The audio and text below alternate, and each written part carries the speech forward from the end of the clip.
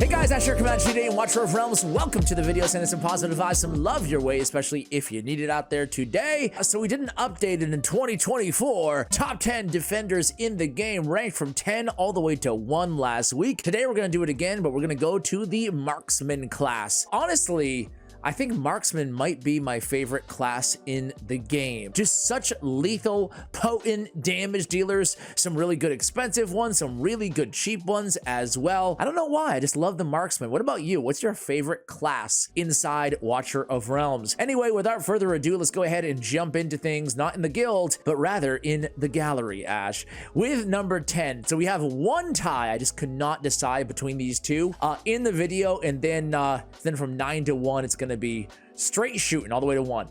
So a tie. I kind of think they're, they have some things in common, these two champions, right? And it's going to be Kai. He has, multi-hits on his A1, some AoE potential. He's more expensive as well. And we have Razak, who's also the same cost at 22, and he can deal some damage. Again, he's got AoE on his A1 ability. He's got a big, beefy ultimate, 700% damage to enemies in range. So, they're different, but in some ways, they're expensive.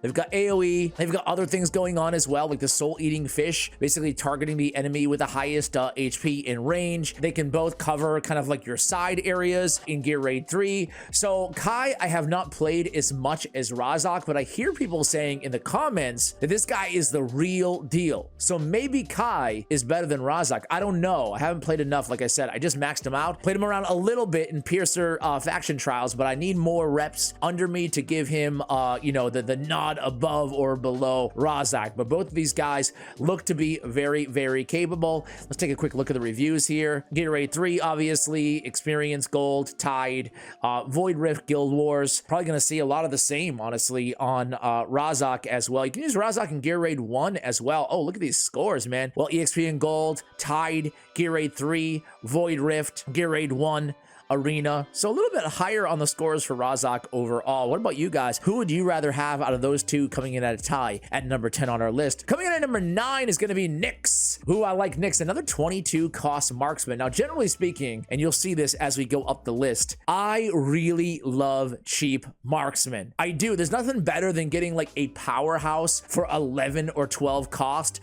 on the board, like early on in whether you're Void Rift, whether you're Arena, especially Arena, right? But some of these powerhouses like Nyx at 22 cost, well, she's still amazing, right? She's good for, like areas that cost doesn't matter, like Tide, but she's really good in faction or Piercer faction trials with that range and that damage. She's basically has the AoE damage off of like the bombs or whatever she is, whatever she's shooting, right? What are they? What are they? Bombs? What are these things? Bombs, yeah. Bombs. Have some confidence, Ash. But man, Nyx grew on me. I've told this story before, but she is a hero that I just didn't use much. I pulled her early on starting this game. I never used her a lot until Piercer faction trials, and now I've tried to actually put her in or utilize her in more areas. Like, she's one of the champions that I will go to and give her the nod. Like, yeah, I need some big range, check, and I need some big damage, AoE damage off those bombs. Check on Nyx. So yeah, she's really grown on me a lot. Talking about heroes who have grown on me in this game, number 8 is Allura. At first I was actually excited about her. I pulled like 3 of her in the same video, the same summoning video, and I was like, oh yeah, Allura is gonna be amazing. And then she I was like, maybe is she a budget Hattsut, kinda? Is she like a budget Hattsut whose ultimate is not as good? But I was wrong, absolutely. And where she really shines, she's good all over the place, good in Gear Raid 3, good in the game. She's a good, really cool hero, very unique, where she's invisible all the time, except for when she uses her ultimate, then she becomes, she does the more damage and she becomes visible. So most of the time I use her, I don't even end up using her ultimate at all, in some situations. Where I really started appreciating how good she is Void Rift right there. In my opinion, she needs a 5 in Void Rift. There's so many areas in Void Rift where you need a platform unit, a DPS unit. However, you can't, they'll be susceptible to death if they're seen. So maybe 4 stages, 5 stages. Allura, I started kind of using her as just a great invisible unit. And then I'm like, wow, she can be a great DPS. and she's now my go-to. Hatssut is invisible, but she, you know, she turns visible after like 30, 35 seconds, 40 seconds, depending on your skills on her. Allura, not as much damage, but sheep, and she's invisible all the time, you know? So I really like her, especially in Void Rift, in Gear Raid 3 personally. Coming in at number 7 is one of the 2 on the list that I do not have, is Sargo. Obviously, before I create these lists, these tier lists, these videos, these rankings, I go out and I seek as much content as I possibly can to give a pretty accurate depiction of at least what other users who do have these heroes are saying. And Sargo, man, he seems to be growing on a lot of people out there. He could actually go higher on the list. It's funny, when you look at this list, I want to say like five heroes were not there the last time that we did Marksmen in 2023. So it just goes to show you the caliber of heroes they're adding to the game. Power creep is real, ladies and gentlemen. That being said, it's like Brienne and Maul. A lot of my favorite epics have fallen off the list. Nothing against them. They just added some powerhouses like Sargo. This dude has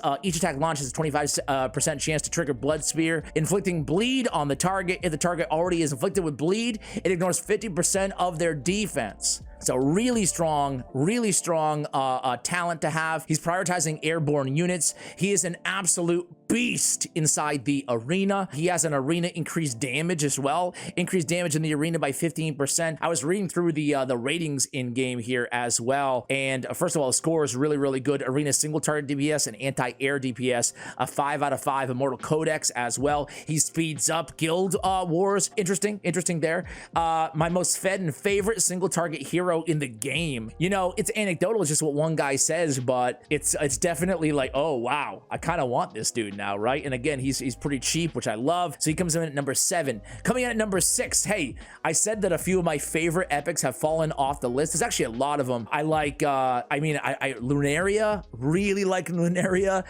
for her Lord skill alone. I already mentioned Maul, how much I love Maul. I love Brienne as well. I think she's super solid. However, Idril still makes the list. She's at number 6 on our list. And honestly, this might be, I think I originally had her at like number 4, but there's a couple newcomers that I just could not deny. I could not deny putting a little bit higher than her. Either way though, I mean, she's the only epic on our list today, guys, which says a lot about how unbelievable Idril still is inside this game. Don't let number 6 come across as disrespectful. Let it come across as incredibly respectful of an epic getting higher than some of the other legendaries that we've already talked about on the list. Anyway, she does a lot of damage. She's got really good DPS, especially for an epic. But of course, the limitless shots is still such a clutch, insanely good and OP ability inside the game. OP in a good way, not like don't nerf it, you know what I'm saying? But really good. I mean, she is so clutch in so many different areas. You know, arena, she's very good anti-air arena. But Gear Raid 3, I don't know how myself, along with probably a lot of you guys watching, would progress in Gear Raid 3 without Idril. Just so strong to be able to fire anywhere on the map. She's easier than legendaries, obviously, to get to like A5, A1, A2, Awaken in general, right? But at A5, she's increasing the duration of her limitless shots every kill that she gets by 3 seconds. So you can really make it so it's not infinite, but it lasts a long time. It does some serious work across the entire map. Coming in at number 5 on the list, this is where things get really tricky, guys. I'm giving it to Paigios. He might be number 1. I don't know. He's the other hero on the list that I do not have, but he seems absolutely bonkers. He seems bonkers. I mean, look at his talent. He's an arbiter. He's kind of newish, a couple months old at the time of this recording. He summons a tide every 12 seconds, dealing 200% true damage to targets in range with a 30% chance to inflict a stack of radiant erosion. A radiant erosion deals continuous true damage based on the defense of the inflicted target every 2 seconds, stacking up to 3 times for 10 seconds. The time elapses in the battle, the tide will increase gradually, and his trigger interval will be shortened. As if he wasn't good enough. Only downside on this dude, 22 costs, a little bit more expensive. That's barely even a downside. He's just so strong, it definitely justifies a heavier cost. He has AoE on his 100% damage to multiple enemies on his basic. He's got another attack 1 enemy in range, dealing 400% AoE damage to 10 nearby enemies and inflicting 3 stacks of that radiant erosion. He has OP passives as well. He has Tidal Vortex. A Tidal Vortex, 60% chance you can get that increased as well. and that will constantly draw enemies towards its center, dealing AoE damage. So he's got control now that he's adding to his kit as well. If the enemy has that Radiant Erosion, a stack of the Radiant Erosion will be consumed to deal 600% true damage to all enemies. Oh my god, gee whiz, this guy seems unbelievably. Look at these reviews. Oh my god. Yeah, he might be numero uno. I don't know. Maybe it's nostalgia here working for me, but I put Setram at number 4. Does it feel weird that Setram's ahead of that dude? I don't know. But the Setram, he's the walking armada. How can I not have him top 4 on the list? Setram is still, and you're gonna see this is a reoccurring theme with a few of these coming up marksmen here, is they're just guild boss beasts, like the best of the best in the game. So we're gonna see some Infernal for sure. And Setram's amazing. I mean, not only in guild boss, he's great at that burst damage basically anywhere. To me, he's the number 1 by far guild boss destructive spit shield breaker in the game, right? Moreover, he's useful anywhere that you need just absolutely insane burst damage, right? He's my go-to choice. Great, he has some control built in his kit as well. He's expensive, but his range is just absolutely insane. You guys know Setram, right? He's a monster. Coming in at number 3, we're into the top 3. I give Hatssut. Hatssut is my number 3. I mentioned her earlier when we talked about Allura. She's like Allura, but tons more damage. And she's invisible in the beginning. It's a stupid even comparison. Other than they're both like marksmen with relatively low costs, each have invisibility in their kit. But the thing about Hatssut that is so amazing, on top of like, there's a lot of things that are amazing about her, but it's just this ghastly burst, right? Talk about burst damage. This ability defines burst damage in Watcher of Realms. What more do you want from me? I mean, anywhere you want, and it has that nice 360 degrees on the ultimate too, so you can cop people behind her. You can murk people in front of her. She's got it down. She's got it down. Hatssut, love her. Coming in at number 2 on the list. Who do I have over Hatssut whose name doesn't start with S? That's the question. Actually, Hex. Yeah, a lot of people say Hex is number 3 or number 4. I put Hex at number 2, man. I think Hex is so unbelievably nasty. I mean, he's just one of the best in the game. I might put Hex as a top 5 hero in the game. Like if I was starting an account with anybody, it might be Hex. He just does magic damage from a marksman. He's cheap. There is RNG in Hex. That's the only knock on him. But I don't even mind the RNG because he deals so much damage. And if you can get this dude awakened, forget about it. You have one of the best damage dealers in the game on your hand. In terms of guild boss, again, maybe only 2 or 3 better damage dealers. In terms of marksmen in the game, or even platform units in the game, he could very well be the number 1 damage dealer in the game, right? And anywhere in the game, Arena, Void Rift, whatever. Anywhere I need a lot of damage, center platform in Gear Raid 3, anywhere I need a lot of damage, Hex never lets me down. I love me some Joker. I mean Hex. It says at the beginning of the game when you're loading it, this is a fictional game and nobody's real except for Hex. He's obviously the Joker. All right, Silas, number 1.